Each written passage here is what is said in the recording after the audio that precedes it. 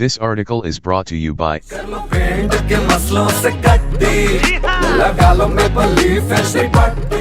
and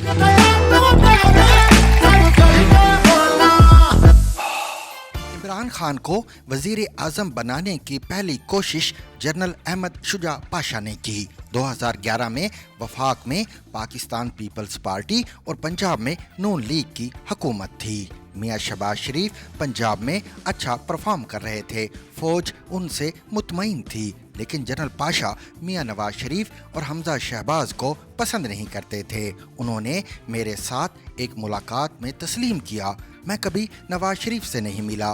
मुझे शहबाज शरीफ ने 2-3 मरतबा मुलाकात के लिए जोर दिया, लेकिन मैंने माजरत कर ली। उनका दावा था हमजा शहबाज उस जमाने में दिन दुगना और रात चुगना अमीर हो रहे थे और हमारे पास उनकी करप्शन की बाकायदा रिपोर्ट्स थीं। दूसरी तरफ पीपल्स पार्टी वफाक को नहीं संभाल पा रही थी। 18वीं तरमीम ने फेडरल को कमजोर कर दिया था।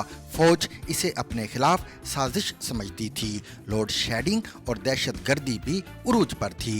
रोजाना खुदकुश धमाका होता था और ये 10-20 जाने ले जाता था। उन हालात में जनरल पाशा ने एक दिन army chief general Ishfaq Parvez Kayani से कहा, हम सबसे मिलते हैं लेकिन हम कभी इमरान खान से नहीं मिले, मेरा ख्याल है हमें इसे भी मिलना चाहिए। यूं जनरल कियानी की इजाज़त से जनरल पाशा की इमरान खान से जमान पार्क में पहली मुलाकात हुई। ये मुलाकात अच्छी नहीं रही। दूसरी मुलाकात बनी गाला में हुई और इसके बाद इमरान खान की सियासी परवरिश शुरू हो गई। फौज ने इन्हें 3 कोऑर्डिनेटर्स दिए। इन कोऑर्डिनेटर्स में से 2 आज भी इमरान खान के साथ हैं। फौज की सपोर्ट से इमरान खान के जलसों में जान आ गई और इनकी कवरेज भी शुरू हो गई और यूं इमरान खान का प्रोफाइल स्पोर्ट्समैन और कैंसर अस्पताल से सियासतदान में तब्दील होने लगा। जनरल पाशा के बाद जनरल ज़हीरुल इस्लाम अब्बासी DGI बने। उनकी दरखास्त पर मुल्क के एक बड़े बिजनेस टाइकॉन ने 2013 के इलेक्शन से कबल इमरान खान को 1.5 अरब रुपए दिए। मियां नवाज शरीफ उस वक्त दुबई में थे। बिजनेस टाइकॉन रकम देने के बाद दुबई गया और मियां साहब को बता दिया, मैंने ये रकम किसकी हिदायत पर किसके जरिए इमरान खान को दी थी। मैंने 2016 में तस्दीक के लिए हुसैन नवाज से राब्ता किया तो उन्होंने न सिर्फ तस्दीक की बल्कि ये भी बताया ये बात मेरे सामने हुई थी। बहरहाल किस्सा मुख्तसर, 2013 के इलेक्शन हुए और इमरान खान ने कौमी असम्बली में 27 सीटें हासिल कर लीं। ये बड़ा जंप था, मगर इमरान खान खुद को वजीर आजम समझ रहे थे। चुनाचे नताइज ने उन्हें हैरान कर दिया। किस्सा मजीद मुख्तसर, नवंबर 2013 में जनरल रायल शरीफ आर्मी चीफ बन गए। ये नवाज शरीफ के फैन थे, लेकिन जनरल अब्बासी और उनकी टीम शरीफ बिरादरान को बर्दाश्त करने के लिए तैयार नहीं थी। उस दौरान मजीद 3 वाकयात हो गए जिनकी वजह से फौज और नवाज शरीफ की दूरियां बढ़ गईं। नवाज शरीफ ने CPAC शुरू करा दिया। अमेरिका इस प्रोजेक्ट से खुश नहीं था। दूसरा, नवाज शरीफ ने अफगानिस्तान में अशरफ गनी से डायलॉग शुरू कर दिए और तीसरा ये भारत के साथ भी गुफ्तगू करने लगे। ये इश्यूज फौज के कोर इश्यूज थे। चुनाचे ये नवाज शरीफ से नाराज हो गई। फौज को उस दौरान ये भी महसूस होने लगा नवाज शरीफ धड़ाधड़ बिजली और गैस के मंसूबे भी शुरू कर रहा है और मईशत भी मजबूत हो रही है और ये सिलसिला अगर चलता रहा तो 2018 में भी नवाज शरीफ वजीर आजम बन जाएगा और अगर इसे एक और टर्म मिल गई तो ये 15-20 साल नहीं जाएगा। फौज ये भी जानती थी नवाज शरीफ का रास्ता सिर्फ इमरान खान रोक सकता है। मैं आपको यहाँ ये भी बताता चलूँ, इमरान खान ने उस वक्त तक अपनी शिकस्त मान ली थी और ये KP में अपनी हुकूमत से मुतमईन था और ये पार्टी को रीऑर्गेनाइज करके 2018 के इलेक्शंस की तैयारी कर रहा था। मगर जनरल अब्बासी ने खान को तैयार किया और उसे उठाकर सड़कों पर बिठा दिया और यह हुकूमत के सामने स्पीड ब्रेकर बन गया और इसने फिर नवाज शरीफ और मुल्क दोनों को चलने नहीं दिया। जनरल रायल शरीफ शुरू में नवाज हटाओ प्लान के खिलाफ थे, लेकिन जूं उनकी रिटायरमेंट का वक्त करीब आने लगा, ये भी इमरान खान को सपोर्ट करने लगे। इस सपोर्ट का वाहिद मकसद एक्सटेंशन थी और एक्सटेंशन के लिए डॉन लीक्स को भी इशू बनाया गया और पैनामा स्कैंडल को भी इस्तेमाल किया गया। मगर इन तमाम स्कैंडल्स और दबाव के बावजूद नवाज शरीफ ने राहिल शरीफ को एक्सटेंशन नहीं दी। हत्ता के ये प्रपोजल राहिल शरीफ खुद भी नवाज शरीफ के पास लेकर गए थे, मगर वजीर आजम ने इनकार कर दिया। बहरहाल किस्सा मजीद मुख्तसर। जनरल बाजवा का दौर आ गया। जनरल बाजवा भी नवाज शरीफ के फैन थे और ये मामलात को हल करना चाहते थे, लेकिन फौज में उस वक्त तक इमरान खान का धड़ा मजबूत हो चुका था और इस धड़े ने जनरल बाजवा को नवाज शरीफ के साथ नहीं चलने दिया।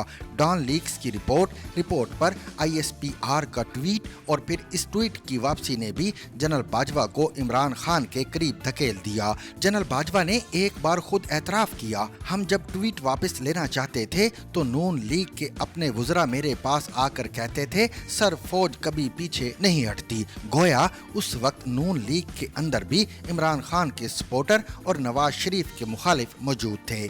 बहरहाल किस्सा मजीद मुख्तसर। जनरल बाजवा को ISPR के एक साबिक DG ने इमरान खान से मुलाकात के लिए राजी किया और यूं दोनों की पहली मुलाकात हो गई। नवाज शरीफ उस वक्त तक पैनामा केस में डिस्क्वालीफाई हो चुके थे और सुप्रीम कोर्ट में इमरान खान के खिलाफ बनी गाला और मनी लॉन्ड्रिंग का केस चल रहा था। ये केस हनीफ अब्बासी ने दायर किया था और इमरान खान इस केस में सीधे साधे डिस्क्वालीफाई हो रहे थे। बहरहाल खान ने जनरल बाजवा से मदद मांगी और जनरल बाजवा ने उन्हें बचा लिया, मगर इस कोशिश के दौरान जहांगीर तरीन बैलेंसिंग एक्ट का निशाना बन गए। जनरल बाजवा और जनरल फैज हमीद इमरान खान को वजीर आजम बनाने में मसरूफ हो गए। मियां शहबाज शरीफ उनके रास्ते की बड़ी रुकावट थे।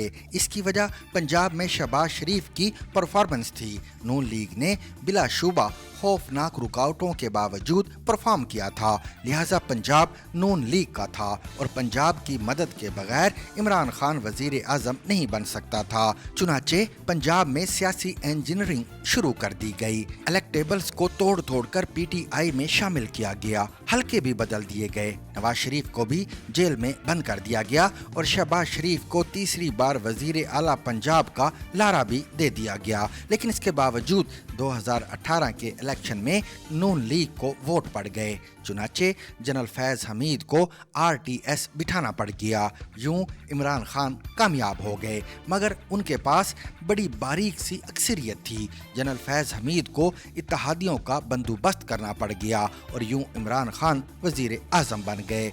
इमरान खान खालिस्तान इस्टेब्लिशमेंट की पैदावार थे। उनकी पार्टी तक फौज ने बनाई थी। बाजार रोड के दफ्तर का किराया भी रिटायर्ड फौजी देते थे। लेकिन इमरान खान क्योंकि एक इंतहाई चालाक इंसान है, लिहाजा ये 20 साल साथ की वजह से फौज की कमजोरियां जान गए। ये समझ गए थे नवाज शरीफ और जरदारी फौज पर एतबार के लिए तैयार नहीं है और फौज भी अब उनकी तरफ नहीं जाएगी। दोनों के दरमियान ट्रस्ट डेफिसिट है। चुनाचे अब फौज के पास मेरे अलावा कोई ऑप्शन नहीं। दूसरा, फौज कभी अपने अवाम के सामने खड़ी नहीं होगी। इसने 1971 में बांग्लादेश में अपने अवाम से लड़कर देख लिया है। ये अब कभी 1971 की गलती नहीं दोहराएगी। तीसरा, फौज अपने इमेज के बारे में बहुत हसास है।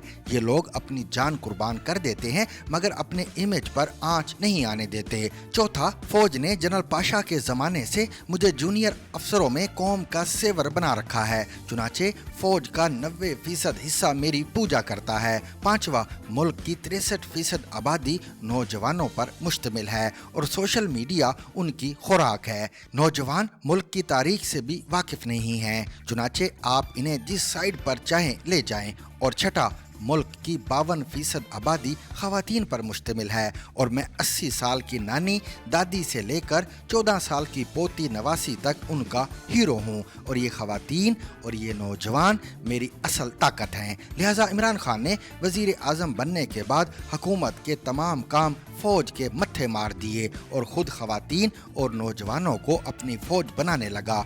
चीन से कोरोना की वैक्सीन तक जनरल फैज लेकर आए थे। कतर से LNG का सौदा जनरल बाजवा करते थे। मुल्क को FATF की ग्रे लिस्ट से निकालना भी फौज की जिम्मेदारी थी। सऊदी अरब और UAE से रकम भी जनरल बाजवा मांग कर लाते थे। बिजनेसमैनों को तसल्ली भी आर्मी चीफ देते थे।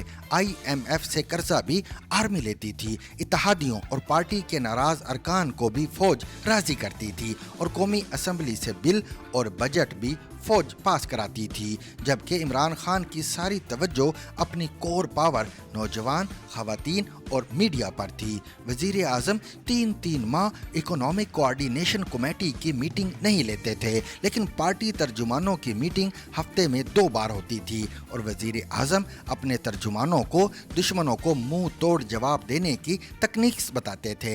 हमें यहाँ इमरान खान को ये दाद देनी पड़ेगी, उसने 3.5 बरसों में सोशल मीडिया और टेलीविजन के जरिए मुल्क के अंदर अपना एक अलग मुल्क बना लिया और इस मुल्क के 8-10 करोड़ शहरी हैं, इनका अपना झंडा है और नाउस बिल्ला इनका अपना फिरका भी है। हमें ये भी मानना होगा इमरान खान ने 3.5 बरसों में अपने आप को रियासत से ज़्यादा मजबूत बना लिया।